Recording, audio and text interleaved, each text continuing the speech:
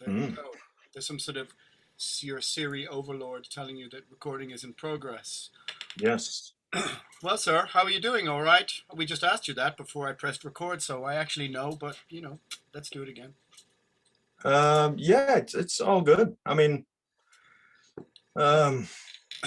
considering. or else it's not all good, and we'll get into that. So Yeah. you played in Bulgaria 2 weeks ago. What was that like? Yeah. It was our first show in 18 months. I guess, a lot of bands have that time frame now where they just haven't played a show for a long time. And yeah, we were lucky enough to do a first one after this Corona shit that's going on. So that was a relief, and it was, kind of magical to be back on stage. So very nice, very nice. Yeah, we had the same thing.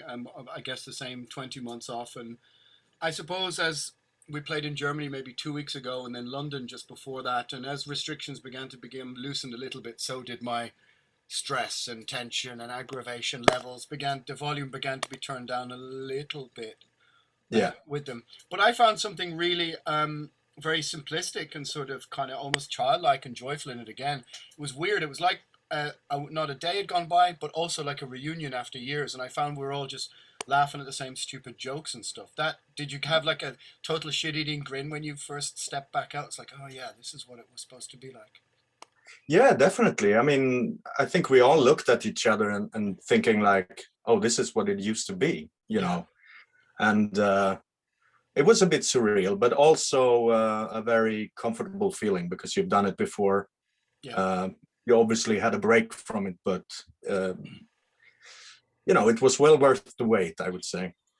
I was thinking about this the last few days, and anybody who's listened to the podcast knows that I sort of had a lot of sort of, I guess, anger, frustration, and the podcast before, there's the video interviews, and then there's the podcast where I sort of ramble over topics, and certainly I felt in the last 6 to 8 weeks a kind of release of some of the pressure, and it's given me a little moment to sort of take stock of the last, what actually is 30 years when I think of it, of having an accidental career. That with Nail and I, we've gone on holiday by accident kind of thing. Yeah. Somehow it just happened by accident in all those years. How did it feel for you, the gap? Did you feel like, was it a pause for reflection, or were you just occupied with other stuff? Or I've had quite a bit of introspection in the last month or two of like, my God, it's been 30 years of a career, Yeah. I've had the same. I had bits of both, actually, because I tried to stay creative and try not to, lose focus too much, because I know it's easy that you kind of bury yourself in this whole situation, and it will affect you more than it needs to be. But at the same time, of course, I mean, Katatonia is this year actually celebrating 30 years. So of course this gets to my mind, and you start to look back because you have the time to look back. You're not into a tour schedule or an album recording or, anything like that. So it's kind of overwhelming. And as you say, I regard it just as you do. It's a career that's just by chance, basically. For me, at least, I don't feel like I was meant to do this. It was just like stepping on a banana skin and then you're in. You just keep slipping down the stairs all the time. And I do. Yeah. Yeah. I mean, I'm very much a person who needs something constantly to focus on, and I'm quite wound up and quite full of energy about everything.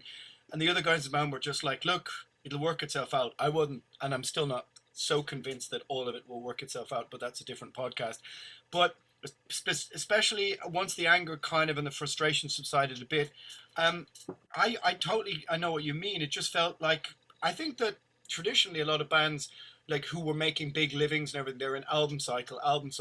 But when you're not quite within that, you're a little bit outside that. You do make some money, but sometimes you don't. Sometimes you do on festival season, sometimes you don't.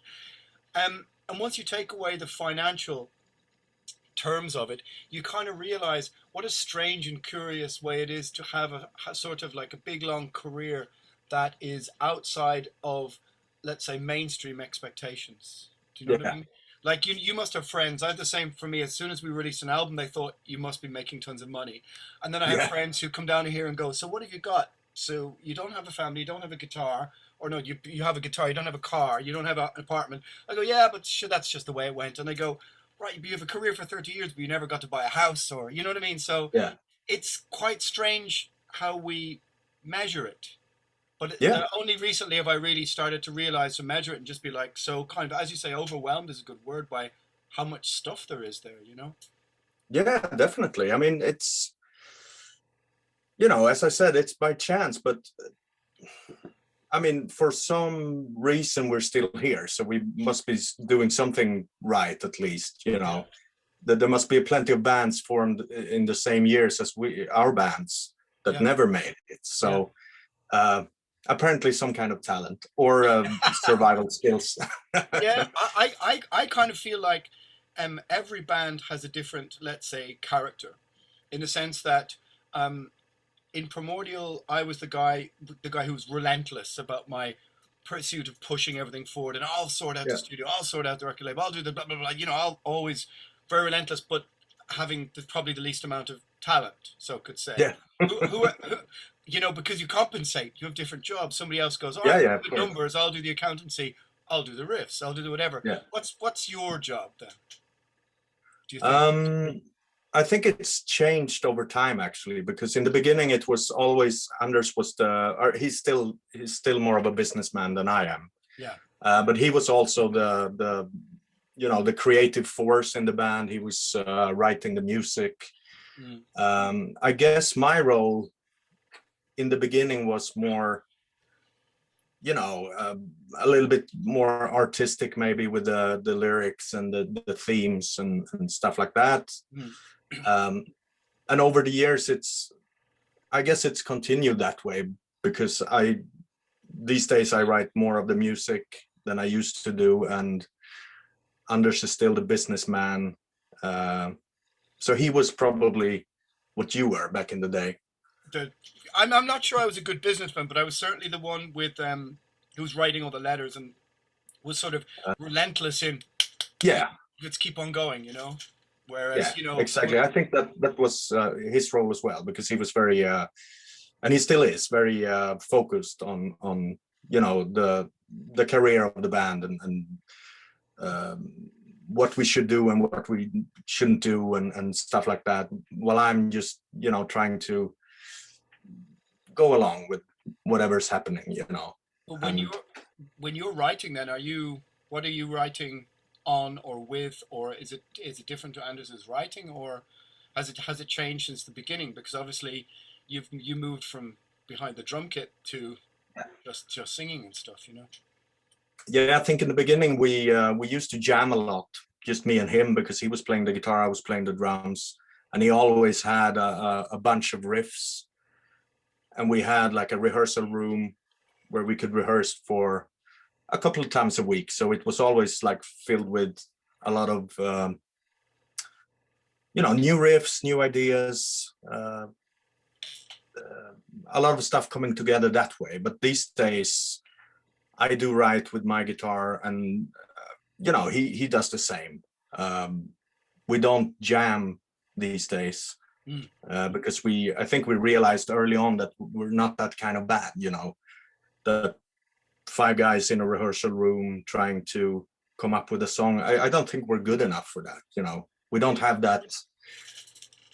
Why do you think that? I mean, I mean, the human process of the 5 in the room is what I like. We sort of, in between us, it's a mixture of laziness, Irish refusal to learn new technology, and also stubbornness. We sort of figure that the humanity involved in shouting at each other is part of the process of what makes the edgy part of the band what I like, you know. But I know what you mean. I sometimes I wish. Yeah, we're pretty much the opposite, and sometimes I wish we had more of that, because it, as you say, it gives like an edge to the music, maybe some extra excitement and you know, a soul maybe that we don't really get by writing separately and then just go to the studio basically. But it's a way that's been working out very well for us the last, you know, 15, 20 years. And then of course we get together in the room when it's time for a tour, and we get a little bit of shouting as well, and you know, everything that's also very good with being in a band also comes with that. So it's we get a little bit of both. So we're just trying to balance. Yeah, I mean, I think it's called. I mean, I think the edge is the bit of humanity. Not to be too great to, you know, throw that phrase around as in it, because it's a very big kind of word, but it's the human process of everybody sort of. I might go, well, can we do it in a different key, or what about that riff from that song 3 years ago? And but when you're do you put, obviously, right, you're putting your lyrics to your riffs. What's the process that you go through? Because I'm a bit fascinated by this, of the process of putting your lyrics to somebody else's riffs. Because I find myself with my lyric books on paper. I write on the phone now, which feels weird, but it doesn't feel right till I've written it out on paper. And then the guys are playing, and I have tons of bits of paper everywhere, and I'm looking through books, and I'm trying to think, I think I wrote a lyric that fits this mood 14 years ago, and I take bits and like, what's like a sort of crazy scientist or something. What's your how do you figure it out though? These days I only write actually when I have something to write to. I used to do a lot of writing and just keeping stuff lying around like you do on pieces of paper, scattered. And but these days I don't think I have the time really to sit down and write when I don't have to, which is I started to do it on my phone, which is weird.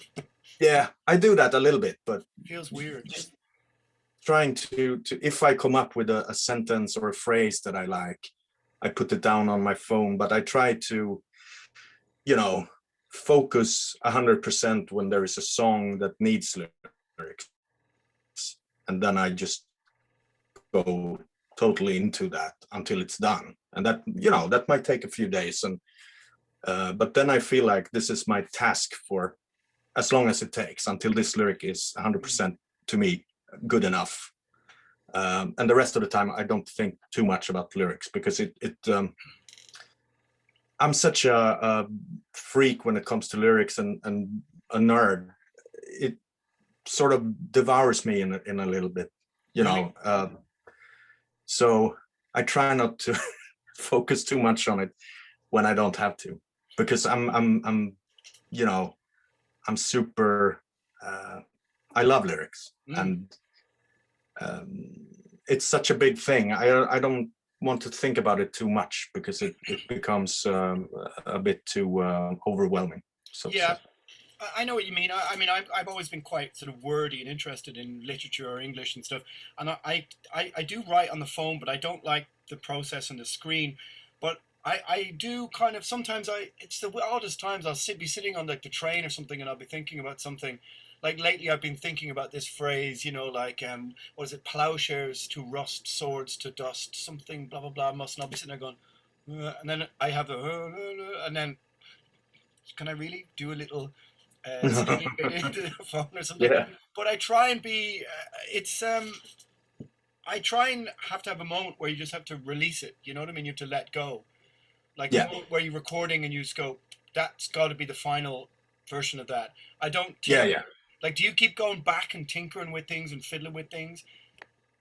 Not too much, because I, just like you, I think that, you know, at some point you have to say, this is done now. Yeah. And this is how it will end up. Because if you go back, you will allow yourself to go back once again and again, and you'll never be finished, and you will be unhappy with the lyrics in the end. So I think it's like with vocal takes. Usually the first one is the best, but you never go for it, because you always think, I can do better, you know. So I try to stay true to that. You know, the initial idea is always, not always, but most of the time, it's the best one. Yeah, I think you've got to try and go with the vibe of the mood, but also try not make it perfect, so to speak. The idea of the albums I loved from the old days had inflections and character and mistakes and things within them. I always was really fascinated with the sort of Manila Rose, Sirith Ungal style of vocals as well as the Dios. And I always thought, well, you know, I can be, if I'm somewhere and fall somewhere in between, is some parts where people go, oh, that's a pretty good bit of, you know, diction. Yeah. There are other parts where you go, oh, well, there's a real Irish ism into the word, to not allow someone to cut it all out, you know? Yeah. But did you find that, because one thing I find about Swedes, though, is because you seem to learn English with an American accent, when you started to sing, did you find that you weren't sure how your voice sounded? Because when I first heard my voice being sung back to me, like played back to me, I was like, I was like, what? Is that really how I sound, making all these, you know, Irishisms? Did you find that? Yeah, I mean, as you say, we talk with, I would say, you know, Swinglish accent, but it's more leaning towards the American sometimes, which is a bit weird because UK is and England and Ireland, whatever, it's closer to us. Yeah. But it's, I guess, the TVs and the movies and everything that comes from America. So but I actually know what you mean, because we did once a song in Swedish some years ago, like a B-side thing, and when I heard it for the first time, I was like, is that how I sound? You know, because it has a Stockholm accent, which I'm not aware of when I talk. But when I heard it in the singing, I was like, wow, that sounds, you know, freaky to me. Yeah. So yeah, I definitely know what you mean. Well, I have quite an anglicized, like a sort of thing. In Ireland, they call it a West Brit, which is an insult, actually, which means like you're west of Britain. It's sort of like a left footer. Oh, that's going to get me into trouble.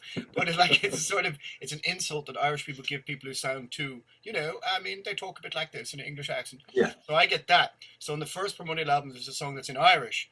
And it's, of course, it's me, Mafia Wilga Joe, pronouncing it in my. Yeah. So I'm trying to be like Lord Byron, sort of, you know, with some sort of velvet cloak, but talking Irish. And still to this day, people come up to me and, Mafia, you know, do the over-pronounced Hammer horror version of it that I did. And the first time I heard it back, I was like, wow, is that really how I sound? And my mates are like, yeah, pretty much. Yeah, you never know until you hear it, and then you go like, wow, that's insane, you know.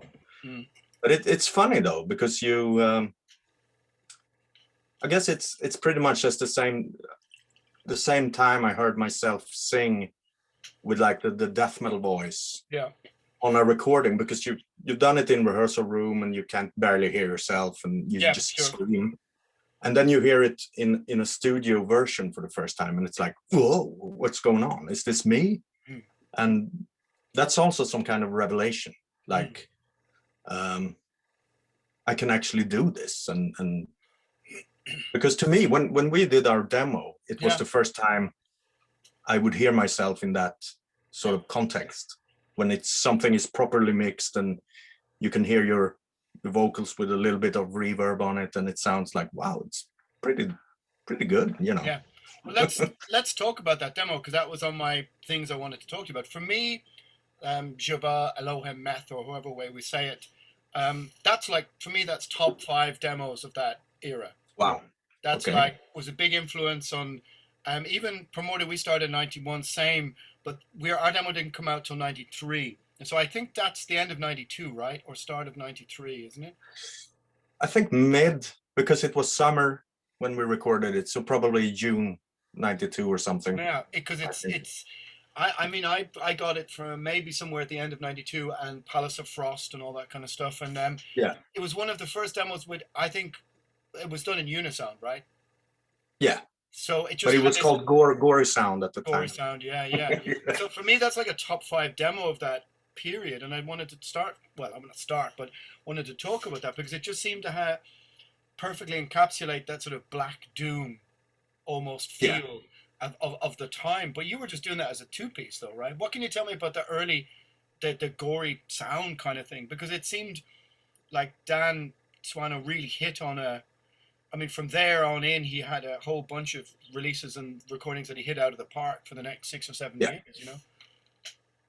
Yeah, I think I was in touch with Dan before, because he was in Edge of Sanity, and we really liked Edge of Sanity. So I think I sent him some fan letter, and then we stayed in touch. And when it was time for us to do a demo, when we had 3 songs that we thought were good enough, I just called him like you did back in the day. You called on the phone, and he was like, "Yeah, come on." So we just went there by train. It's like 2 hours from Stockholm, where he was located back then, in Finspång. And you know, we had 0 experience. We had never been in a recording studio ever before. Anders, who was going to play the bass, he had never touched a bass guitar before. So I borrowed a bass guitar from a guy in my school that was in some death metal bands. I just asked him, like, "Do you have a bass?" And he's like, "Yeah, can we borrow it?" Yeah.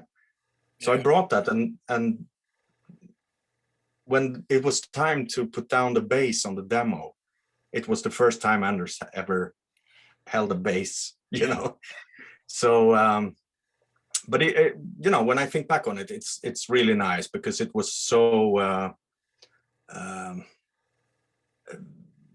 you know, underground, and we stayed at Dan's place. He lived in a 1-room apartment. It was never talk about anything else, like, where can we stay? We just went there, and he was like, "Yeah, you can sleep on a mattress in my living room." And very fond memories of that time and doing that stuff. And I remember coming home, taking the train back home, and I couldn't wait, because back then we didn't have like well, maybe you had a Walkman, but I couldn't wait to get back home to listen to the demo. You had the cassette in your pocket, and you were like, exactly.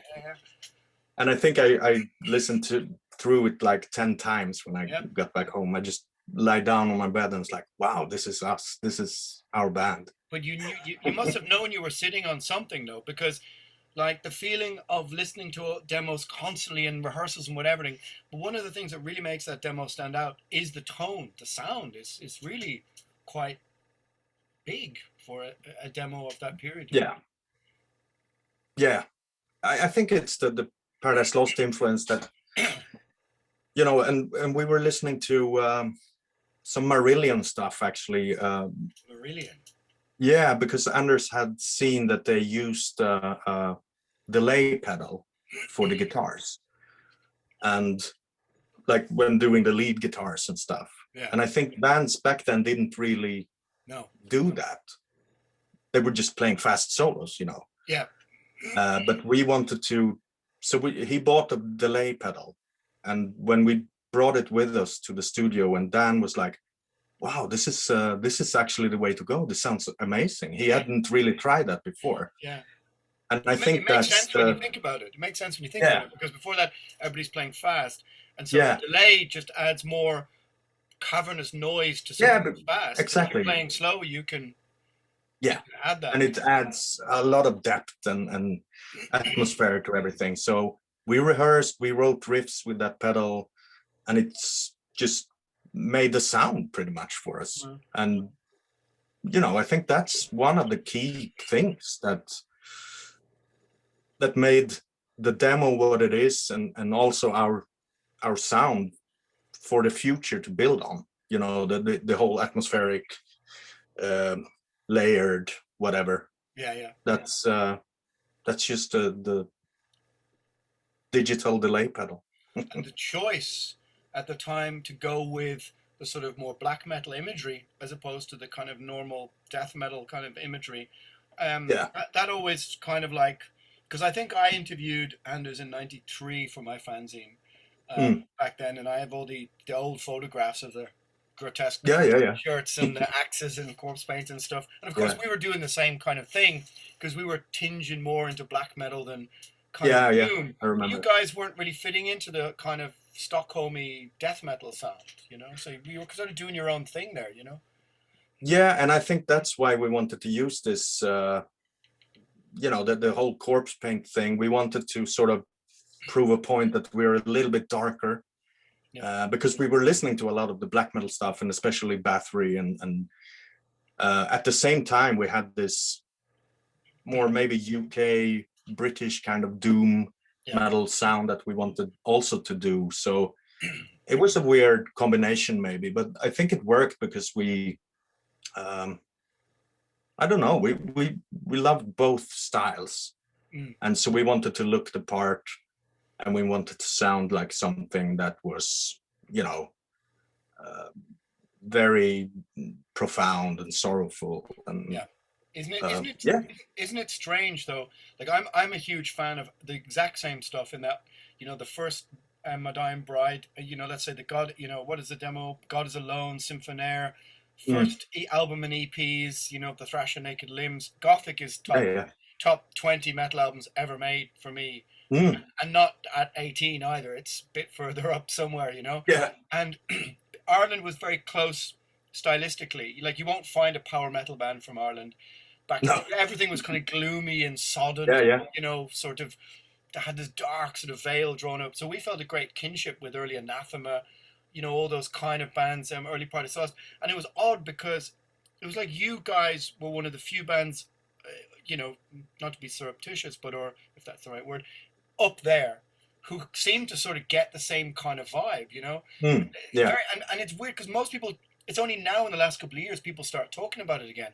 I remember being at like parties or, like with people who are a bit younger and you're going, oh, have you ever heard, As the Flower Withers by My Dying Bride? You mean I can see her into Ruins of Everast and this, that, and the other, or whatever modern Van Records bands, and they're like, no, just never listened to that.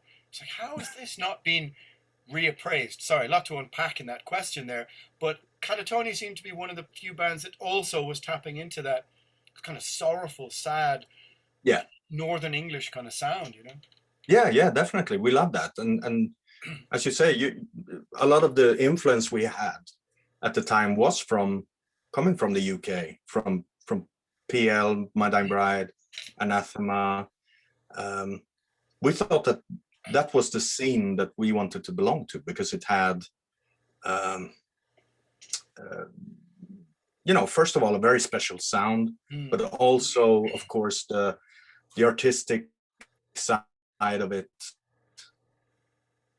the lyrics of really gloomy stuff. We love that and still do.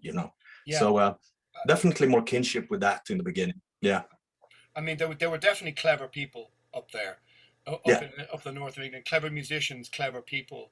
I mean, whether it was when you sat in a room, I remember sitting in a room somewhere with Anathema, really, really early on, like 93, 94, and the brothers were just messing around, and they just sort of jammed their way in acoustics through most of Seventh Son and sang it, just like off the cuff, and you were like, oh, okay, these are just proper musicians. They can they are. Yeah, they can just do anything off the cuff. And the PL, when you like, you're talking to Aaron and Nick, and you're like, oh right, okay, these are clever people writing clever things to say, Absolutely. Yeah, I know what you mean. We sort of had a kind of half a foot in that kind of scene, and we went to the old Academy studios a bunch of times. You never managed to go there, did you? No, we didn't. I've been there. The old one, the one in the old building, and like with the downstairs basement studio and everything, like the original Academy. I was there once when My Dying Bride was recording some album, but we never recorded that. But we were talking about it because we thought it had the the original sound for this kind of music that we were doing. It would have seemed to make sense to me. Maybe somewhere around 96. So what album were you on in 96? It's where you're just after Brave Murder Day, maybe. So between Brave Murder Day and Discouraged Ones or something like this, maybe, But having said that, maybe then. But having said that, having skipped ahead a year or two there, but the sound on Brave Murder Day itself is so iconic. Maybe it had to be done where you did it. You know what I mean? Probably, yeah, I think so, because it's such a weird album, and even the sound is weird on that, but it in a good way. It's very focused on being very repetitive and dark. So, but I think that would have worked as well in the Academy. Yeah, I think studio as so. well. Mags was great. Like the basement room where they had these old like TV like monitor Yeah, channels that you could see like speak to each other. So it was like you were like yeah, it was like something like you were like being caught on a camera having robbing a shop or something. These old yeah, black and white cameras, and then and it was in the middle of a terrible estate. And you would go around to just for something to do to just go around to the shop, and there'd just be scenes of domestic yeah, violence. You go to the local pub and the darts would stop in midair and everyone would turn around to look at you, and you might as well have said, "Hey, we're Irish, don't mind us." yeah, Yeah. In England in yeah. 1995 or 6 when we first went, actually 94 we first went there to mix the first album was maybe not the best thing to No. but it had a really gloomy vibe, and of course Mags was great and Keith was great and all that kind of stuff. It's kind of strange that you didn't manage to record anything there, even like an EP or something. Yeah, I think we talked about it many times, but we never. I think it's also down to budgets and stuff. Yeah. In the early days, we would never have a budget that would even fly us there. Yeah, So exactly. Yeah. we had to do it in Sweden. And so, what about Dance of December Souls then? I mean, this is the No Fashion Records. Yeah, Is it finally on Spotify? It must be, no? I think so. Yeah, I Because haven't. for years, none of No Fashion's stuff was up there. It was impossible to even find the reissues. But then Peaceful reissued it, right, about 2 years ago. Yeah, they did. Yeah, so it should be there. Yeah, the No Fashion thing was always a cluster of bullshit going on. There was some, the label was bought from Thomas, the original guy. Yeah, I remember him. Yeah, and yeah, and then the contracts weren't done right. So I think the label that bought the rights, they didn't have the rights to everything, and that's probably why it's not on Spotify, some of the stuff. So yeah, it was a mess, definitely. So let's go back to this 92 to 93, 4 period. I mean, are you? I never saw, because I used to collect, flyers. You'd get like gig flyers, from tape trading, and you'd have Yeah. all on my wall. I don't remember seeing you guys playing. Was it just because you didn't have a bass player, or were you playing any shows or not in round, let's say, between the demo and Dance? We played one show, and it was just the day before going to back to Unisound to record the Dance album. Right. So that was our first show, and our only show, I think, for a long time. Yeah. Until actually when Brave Mother Day was released. So only one show, and we only played the 3 songs from the demo, and then we went off because we had some new songs, but we didn't want to play them yet. Yeah. For some reason. I know what you mean. I remember we played a gig in '94 with Decomposed and Corpse, and we had to record these. We had 5 new songs. So in the end, of course, all the gear is fucked and everything's a mess and whatever. And we just went on and went, well, we've got to make a live soundboard recording of new songs for Cacophonous Records back in the day. And we just went, okay. And we just went, oh, let's just play all the new songs, which no one knew. Yeah. Just like off the cuff. So everybody's there to see, like, oh, they're going to play some songs from the demo. No, let's just, make a teenage decision to just play. No, only new ones. Yeah. Nothing that anybody knows. Yeah. No, we didn't want to play anything new probably because we didn't know the songs too well. Yeah. Even though we were going to record the album the next day, but it just felt right for us to do the 3 songs because we were the opening band on that show, and we were so nervous. Yeah. We actually made an attempt to go back home before the show after sound check. Oh, really? But it was so far off, so we couldn't really get back home. So we had to go back to the venue and do the gig, actually. Wow. But I was so nervous, and I wasn't even singing. I was just playing drums on that show. Yeah. But good memories. It was. I know Edge of Sanity they were supposed to be the headliner of that show, but sure. And we were talking to Dan because we were going to see him the next day in the studio. So it's like, oh, it's nice. We get to see you at the show as well. But then I think he gave me a call on the same day or the day before the show saying like, oh, we're not going to make it to the gig because our guitar player has to go to prison. because he had been drunk driving or something, so they couldn't make it. No, so I think you had an opportunity. You had an opportunity there to say burnt the church, and you create some folklore about him. Yeah, no, and I think Hypocrisy was headlining instead. Oh, okay, right. Okay. And there were some other bands. One band called Internal Decay, Swedish, and one band called Obscurity. I think not the old one, but another old Obscurity. But they had a Damnation's Pride Obscurity. Yeah. So it was cool happening, but very, very nervous. But then nothing happened for a couple of years, right? No, we didn't play any more shows until we got our first tour for Brave Murder Day. Because that's really funny, because it's a long kind of story to unpack, but I think the final, or one of the last shows on that tour, was Dublin. Yeah. And it was upstairs in a bar where we had to make the stage. There was no stage, no proper lights or anything. Hundreds and hundreds of people. But I ended up singing like one or two songs. I know, yeah. Yeah, because Anders was like, I'm so tired of singing. Can you just sing a few songs, As I had my fanciest velvet shirt, and I was like, yeah, of course I'll sing a few songs. Yeah. But you left the tour after what, 3 or 4 days or something, or? Yeah, something like that. A week maybe.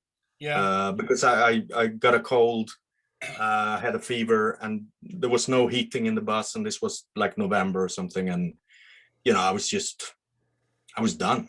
I couldn't do it. It's a strange environment when you first do it, and especially if you do it in winter, in, as you say, the back of a shitty bus. The first time I really did it, I loved it, but at the same time, I found after 4 days, I'm like, it's gone. Yeah, it's over. Exactly. Yeah. So I had to go home, which was a shame, because I had been looking forward to this tour for a long time, and it was great the few days I was on it, but and then Anders had to learn how to sing all the songs, learn the lyrics, and learn how to play and sing at the same time. And, yeah. I think that was a bit of a hassle, but he made it, Yeah, he did, for sure. Yeah, and it worked. In the Woods, what a curious bunch of characters they were. They were so huge at the time, but nobody knew what they looked like. Yeah. And then they came out on stage wearing like Hawaiian shirts and jumpers and stuff. It was short hair. Yeah. They really, really surprised people. Yeah, me too. And I think it was like Voice of Destruction or something. Yeah, South African band. Yeah, they were okay actually, as I remember. They were very. They weren't too bad. They looked like Cannibal Corpse, but they sounded like something else. They were like emotional thrash death metal or something. That's my recollection of it. Let me tell you a funny story. That gig in Dublin, me and my friend and Paul from Arcane Sun, and we put that gig on, and we'd done like local bands in Chapel of Rest and Thus Defiled, and a few of the people had done different shows, like demo shows for English bands who'd got the ferry across. We'd never dealt with a band and like a tour bus. We didn't really know what we were doing at all, but there were hundreds and hundreds of people there, like 400 and something people, or 400 people. Yeah. You'll probably be in the comments now going, no, it was 382 people or whatever. Yeah. But the night before, I remember we didn't know what to do. We didn't know what a rider was. So me and the girlfriend at the time stayed up like for hours making hundreds and hundreds of sandwiches and like all sorts of like things you give like school kids or something, we'd no clue. And we laid them all out. They were in plastic bags on this, and we said to everybody who arrived, like, oh well, the sandwiches are just in plastic bags. And I just never forget Anders looking at me just like, oh God, please, some hot food. And we're like, oh yeah. Oh yeah, you should give people hot food. Just never entered our heads that the bands wouldn't want to eat just only cheese sandwiches in 1995 or whatever it was, Yeah. I don't know.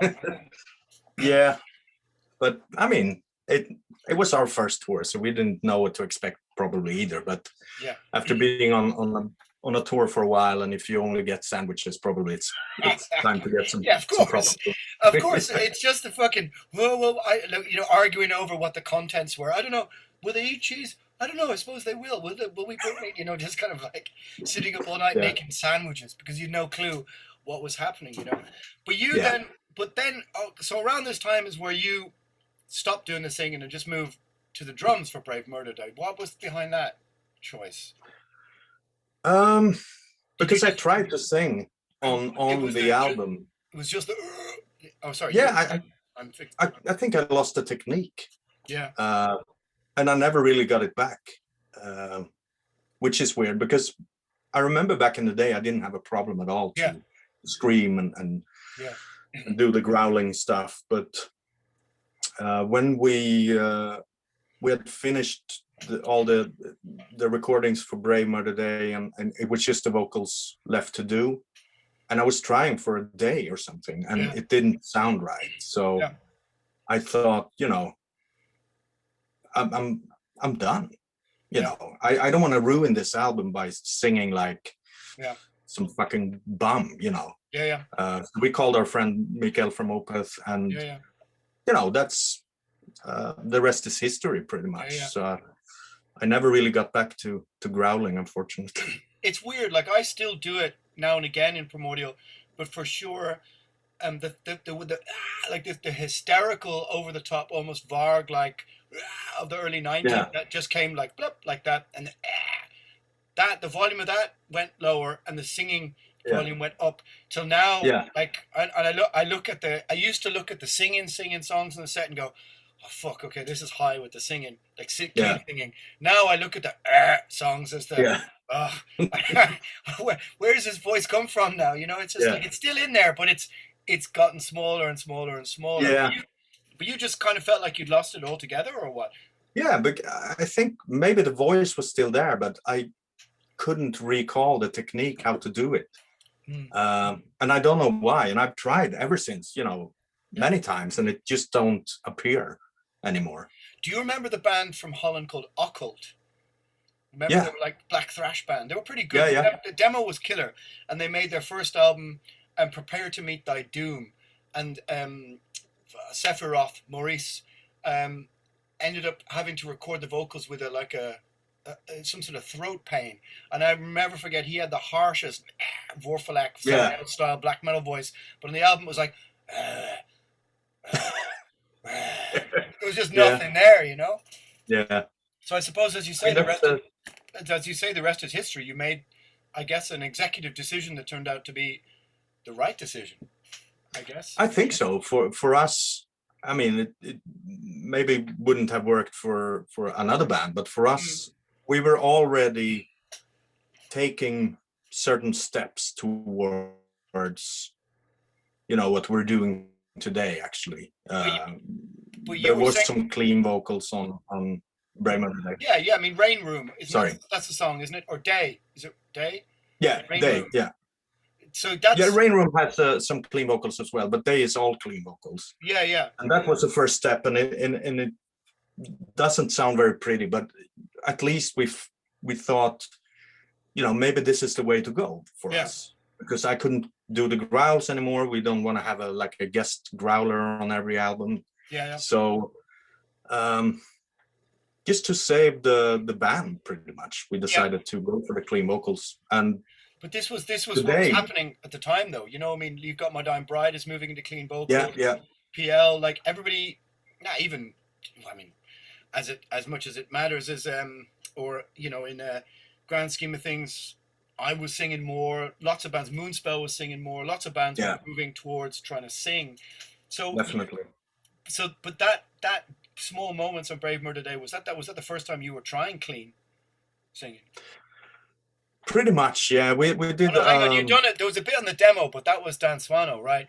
Yeah, that was Dan. But we did a song, just one song called Scarlet Heavens. The split with you guys. Yeah. And that was my first attempt of doing. Okay. But that was more of a Sisters of Mercy trying wannabe voice. A gospel. So so it was different. So that was such an odd thing, though, that I just wrote a letter and went, "Hey, do you have a song you've never used? Hey, let's do a split." Like that you could organize it just with like 3 random letters at the time. But but that song has got a Nephilim Sisters vibe. But were you sure yet that you had like a singing voice inside you, you know? Yeah, I mean, I've probably been singing in the shower and thinking like, you know, I can pull that off. But of course, when it comes to being in a studio, it's all different.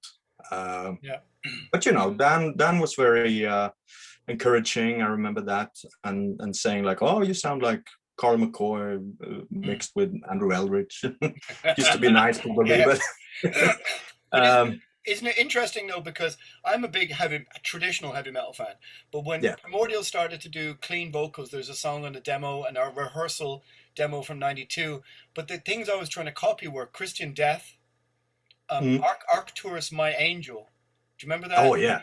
Oh yeah. Yeah, that EP. And I was trying to do a bit of Nemesis, Day of Retribution-ish. But my main thing was like Arcturus and Christian Death. So I took it from goth and sort of that early Arcturus. Not from, I didn't want to sound like Dio, because that was like a million miles away. You couldn't do that. Yeah, of course. Yeah. So when you were like trying to do the clean vocal, it was coming more from goth than heavy metal, really, when you think about it. Yeah, for me, definitely, because for me, heavy metal, and still is, you know, it's connected to being great singers. Yeah. You know, professional,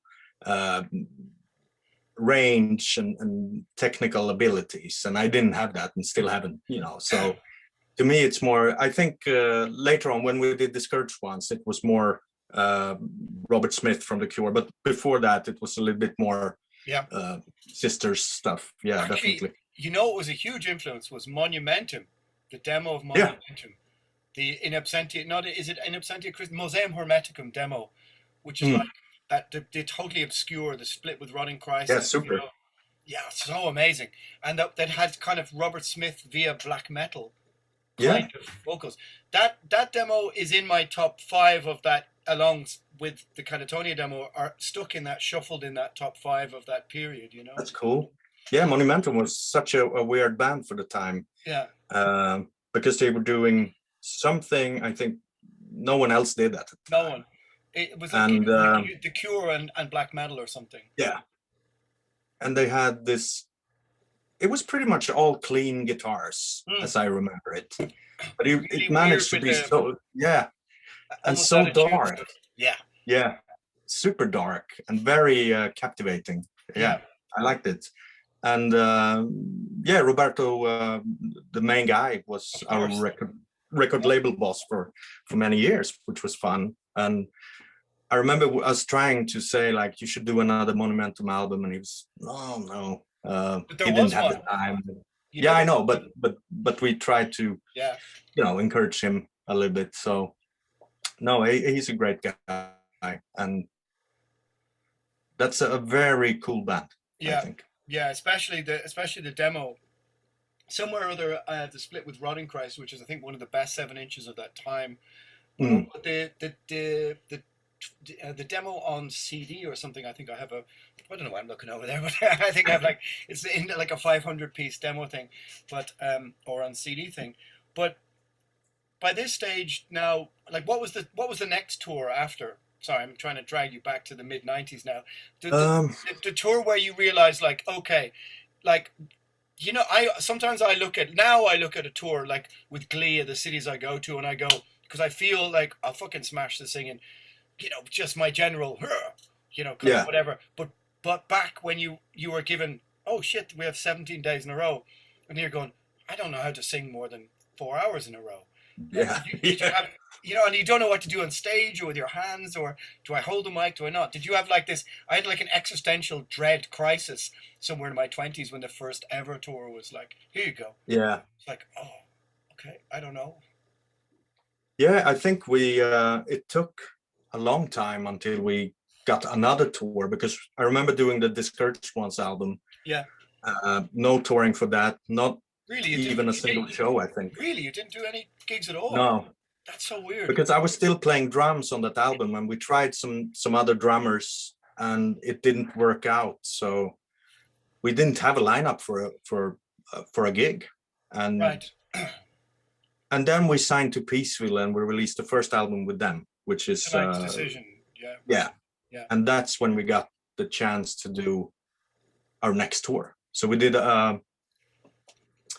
I think the Scandinavian leg for Paradise Lost when they did the host tour. Okay, right, yeah. And it was just maybe 5 or 6 shows or something. And it was kind of horrifying because I remember when I was doing the few Brame of the Day shows as a singer, you know, it was still the death metal thing. You could do the headbanging. And, yeah. And then when we did the Tonight's tour there with PL, it was horrifying because first of all, we were the support band. We didn't have any stage. We didn't have anything, light or anything. And all of a sudden I had to focus on the singing, and I didn't, as you said, I didn't know what to do with my hands. So it was a brutal awakening for me as being the singer. I found that I realized the microphone stand is my shield. So like a mixture of David Coverdale and Carl McCoy, I would always hold on to the microphone stand for dear life, because without it, my hand, I'm just like, what am I doing with this hand? And then all of a sudden you have to learn monitors, you know, and you don't know what to do. So you're like, oh, give me a bit of this, instead of going only singing in the front. Please give me a handout, and can we have it here and here? You haven't a clue what you're doing, you know. And then of course, you know, and then so I always, first of all, I realized, like, I used to then run around to compensate. So like my friend is like, she's like, just stop running around, you're like black metal Bruce Dickinson, it's ridiculous. Just stand still. She's like, look at Nephilim, and you know, they just stand there. And I was like, oh yeah, you can just stand still. But that first moment when you play that first show, where you're like, oh god, I need to sing this in key. Were you like super anxious about where's the pitch? It gives me it's horrible. I'm getting I have sweats thinking about that first. Oh fuck, you know. It was horrible. And we had we did a Jeff Buckley cover on the album. Oh, what? And of course. And we were gonna play that live as well. What? On that tour. And I was like, what's the name of that song again? That's Nightmares by the Sea. Nightmares by the Sea, And that was brutal. What's before that? Sweet Nurse, or is that on Last Fair Deal, right? Yeah. That's one of my favorite songs from that record. No, that's from Last Fair Deal, isn't it? Sweet Nurse. Yeah, it is, It's the 9th or 10th song. Okay. Yeah. Like that, but it feels like this period of the band is building up to Last Fair Deal. Like, to me, it was pretty much, definitely. It feels like, to me, that's one of my favorite records of this period. It feels like the culmination of the previous two records, which were great, but this had one of the most, again, open, huge productions, an amazing drum sound, amazing tone, really rich tone and everything. And it just felt like, oh, right, this period has, like, because you know, when you bands have different kind of periods, so that you have the first black metal period, then there's this, that, that kind of stuff. But that was the one that sort of went, oh, right, okay, this is a band that's about to take off into some other level. But was that when you felt the same thing, or the touring started, or the, you know? No, it was pretty much the album. Just, I think the song. Tear Gas was the hit song, kind of, wasn't it? Yeah, that was the single song. Yeah, definitely. And just the songwriting for that album was definitely stepping up. Anders was working hard on the songs, and I was working hard on the vocals as well. You know, trying to improve and do some harmonies and stuff. So I think everything just fell into place with that very album. And I think also that Peaceful wanted to, I mean, of course, the Tonight's Decision album, they sent us out on a tour with PL, and that was good. But I think for the next one, they really wanted to, go for it with Katatonia. So we had more time in the studio, we had better budget, and it was all just a step up on the ladder. Did you get to go to America on that one, or? No, I think we did one show just on the Milwaukee Metal Fest. It was around that very time. Yeah. Okay. So the first time in America, and it was the worst gig I've ever done. Still. Yeah. You were stuck between, let's say, Cannibal Corpse and fucking Impetigo or something, or yeah. And also we got sort of tricked into, because they didn't want us to bring any gear at all. Yeah. Because we were going on a tourist visa, and they said, just send us the specs and we'll get you the exact same stuff as you use. Yeah. And we did that, and of course when we got there, there's like, oh, there's two Fender Stratocasters you can use. It's like, do you have like a distortion pedal? No, but there's some gain on the amp that you can. Okay. So it was just, yeah, because we had a lot of stuff, you know, clean guitar. Of course. You want to switch that, but we couldn't do that. It was just horrible, totally horrible. No sound check, no nothing. But one thing I'm really fascinated, especially with Katatonia, is, and also with a bit with Tiamat, and I kind of see it a bit like I look at sometimes the careers of, of Rush and The Cure. The Cure is one of the most fascinating bands to me, that they can make Pornography, one of the greatest albums ever made, but they can also make Love Cats, and I still love Love Cats. Yeah, me too. They can go from this incredible, seemingly contradiction between those two styles, and it took me a while after Last Fair Deal, to fall in love with the Katatonia albums after that. Because I mean, I went off somewhere other place with my listening taste. I think I went back to 1974, from 1974 to discover all the things that I'd not bothered with in the 90s that were from the 70s. Do you know what I mean? I just got super into, I don't know, Uriah Heep and Mountain and whatever else. But it took me a while then to fall back, to get back into, Night is a New Day and all these records. And then, but Katatonia struck me as one of those bands that somehow you managed it. A bit like Tiamat, even though they had their ups and downs, who went from Skulls and Nails and Bullets and Black Corpse Paint and managed to navigate the waters where the metal scene doesn't want to quite let you go sometimes. But you were sort of, you were allowed to move out of that, but like, kind of, pay homage a little bit, or still be part of the metal scene. Yeah. But moved into some new territory. And it's not every band who gets to move like that, you know what I mean? And it's always quite fascinated me with a band's career, that, I don't know, did you feel like some sort of, not pressure, but like that you were moving through different musical careers? I know when you're inside the bubble, you don't really know how big a deal it is, but for people when some of the bands they love, like, adopt clean singing or other things, they fucking lose their their shit. I know. But did you feel like you were pushing against that, or you were just doing whatever you were doing? Sorry, lot of blah blah blah blah. That's the way. No, I know what you mean. I think when we first made the switch, Clean Vocals, with the Discouraged Ones album. Yeah. And of course, just as you say, we were in the bubble, and we thought, this sounds so good. This is the way to go. Yeah. And we weren't really prepared for what people would say, and we got a lot of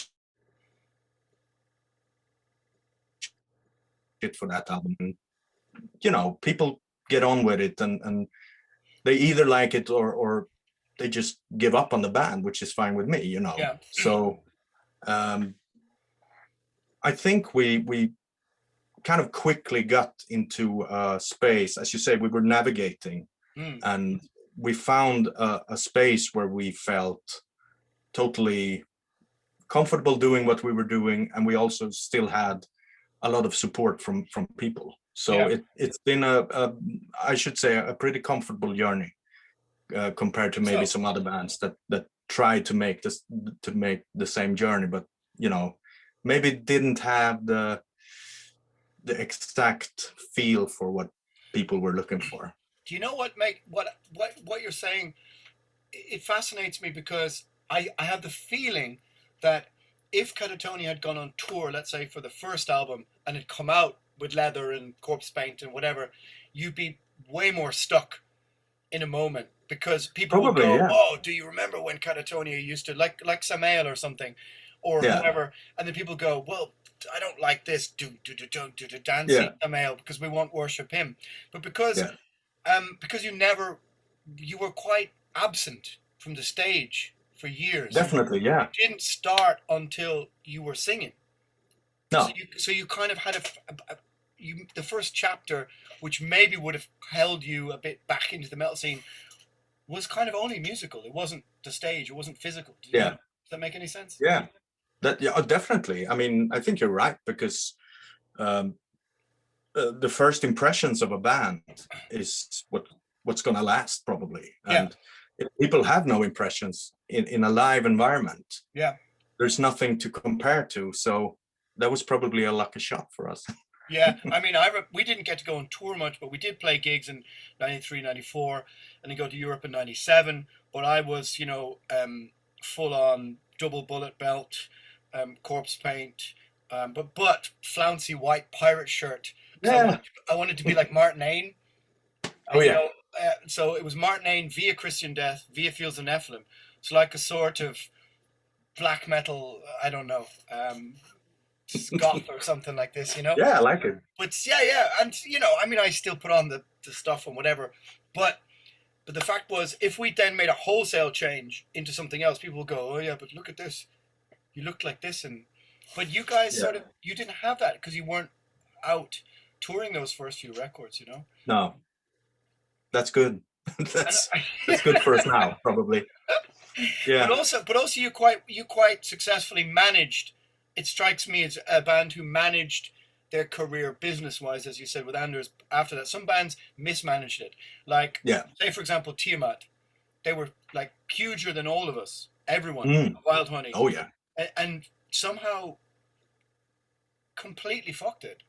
Yeah. Mismanaged their entire and that's a band who still should be pulling 1,000 people a night somehow, somewhere. I think so. Yeah. But they were definitely going, and I don't even know what happened, because I lost them pretty much after maybe Clouds, and I wasn't really into Wild Honey, and so I haven't really checked out what they sound like a little bit, but well, they made some good to records. me it's just still the same kind of stuff that they do. Yeah. But I don't know why they took a dive. Isn't it interesting though how some bands manage their careers, and like say Moonspell seemed to be quite good at managing their career, because none of us are selling any of the records we used to. Well, yeah, exactly. Well, I will say that Primordial's a bit different, because the first records I have no idea, but the records in the middle bit, 2005 on, were the ones that sold.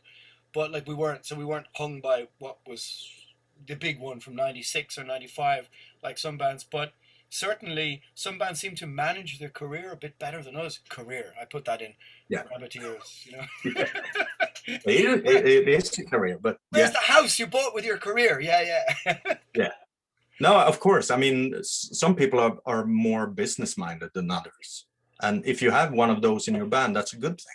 Yeah. Absolutely. And I think Moonspell, they're bright guys. They know what to expect and what they can demand, and they managed to do it. You strike me as a man who, in all the times we've chatted and hung out and whatever, I mean, sometimes like you intend the music to be taken very seriously, but when somebody actually meets you in person and tells you the very serious thing that it meant to them, I feel quite awkward, and I can't, because Irish people are not very good at taking a compliment. We sort of, oh, okay, yeah, thanks, make a joke, and I'm awkward a little bit with this sort of, when people get really, really emotional and sentimental, and so I can only imagine what it must be like for you. You must get that times 5. Yeah, and I think we're pretty much the same in Sweden. When someone compliments you, it's like it will always, in my mind, be like, I'm no better than anyone else. Sure. Don't give me that stuff. I mean, I'm just lucky enough to have made a song that appeals to you, and that's it. So it's it's awkward, definitely. What I mean is, when you write personal lyrics that are not fantasy, they're not traditional heavy metal escapism. No.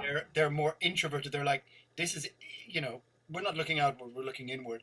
And so sometimes people will take that so incredibly seriously, and I love it, don't get me wrong. Yeah. But does it ever get to the times where you just feel a little bit, not uncomfortable is not the right word, but it gets difficult when people take it quite so seriously, and then they meet you and then you don't know what to do or where to go? I feel absolutely. I mean, absolutely. Of course, I'm flattered that people find whatever solace or and that's what I also look for in lyrics myself.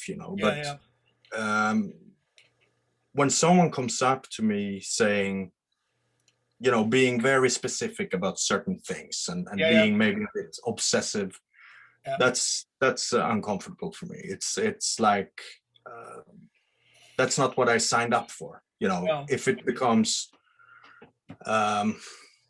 too close, you know, I have no problem talking to people, saying thanks and hey, and you know, I like that. But when it becomes a little bit too much, it's yeah, as you say, you don't know where to go. It's like, okay.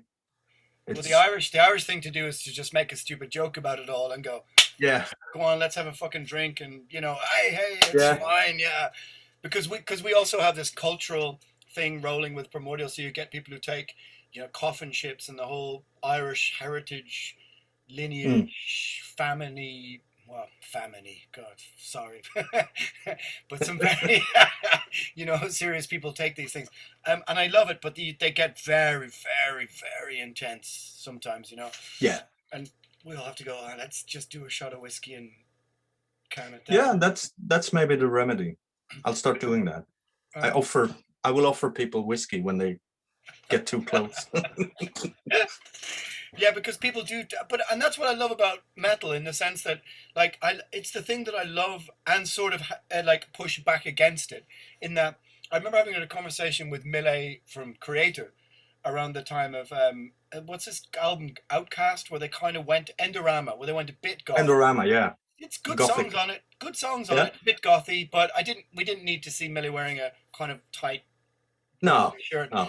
But I remember we were sitting somewhere at some bar, and I was blah blah blahing, and he just sort of said to me, like, if I didn't make this record, I couldn't make Violent Revolution, you know? No, of course. In the sense that metal fans take very extreme ownership of the bands that they love. Like, they take it super personally when you change the logo, you change the singing, you change the something, your haircut, whatever, you know. And I love that, but I also find I love the way that people take such incredible ownership of it. But also, for example, with Katatonia, that's a band where you've moved through so myriad changes of logo to this, that, and the other. Yeah.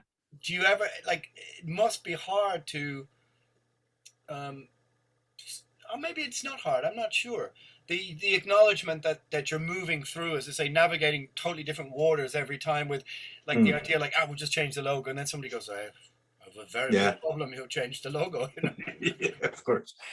Yeah, no, I think you know, maybe 15 years ago that was a bigger problem than not now. Right now it feels like, you know, either people don't care anymore what we do, because maybe they're so attached to the music anyway, or we don't care because, you know, we're still getting too old for this anyway. You're right. It feels like something people cared a bit more at the end of the 90s, early 2000s. Somehow, exactly, kind of pre-Instagram DMs. It felt a bit more serious and heavy then, didn't it? Is that just our age? Is that just our age, or what? Maybe because we, or at least, you know, as I grow older, I care less about stuff, which is nice for me, because I cared about a lot of stuff back in the day, not just what people would think about me, but also, you know, I have to do this because it's even like going visiting your grandparents, which I thought was boring, but I would do it because it's expected of me. But these days, I would say no to that if they were alive, because I think it's boring, you know. And I think that's a good thing about getting older, because you don't have to do exactly as what's expected from you. I think I think what it is, it's a process of discovering what are the things that you shouldn't give a fuck about and the things you should give a fuck about. Yeah, exactly. A lot of being young and approaching middle age is being confused about either or. And definitely. So if you think, well, on this hand, I really give a fuck about sex, drugs, and rock and roll. On the other hand, I give a fuck about singing in tune, or having a voice, or giving a, you know, then you're like, we're first on the bill, who cares? I'll just power or unpower through it. And okay, let's go back to the other hand. And then as you get older, you go, the fun part. Yeah, then the fun part, or whatever the other part is. And then you realize, you go, well, maybe this other hand should be more important. Yeah. I think that's what it so, is. Yeah, Trying to you make better decisions, but fewer maybe when you're older. I still make some stupid decisions. Yeah, me too, but we all do. But at least you have a clue of what you're doing. It's arguable, but it's true. And so, what, bringing us full circle, and so what, do you think you've learned anything from this pandemic break? Yeah, I was talking to our drummer,